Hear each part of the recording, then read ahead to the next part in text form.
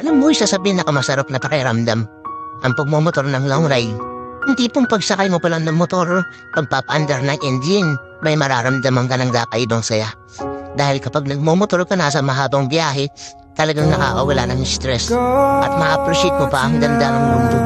Yung tipong habang nagmumotor ka, masasabi mo na lang sa sarili mo na, wow, ang sarap palang mabuhay.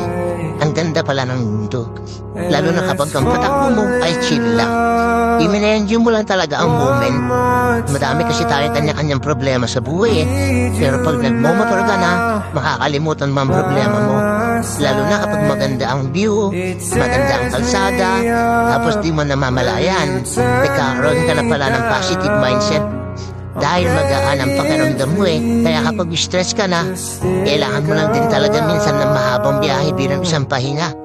Ang weird, no? Kasi nakakapagod magmotor.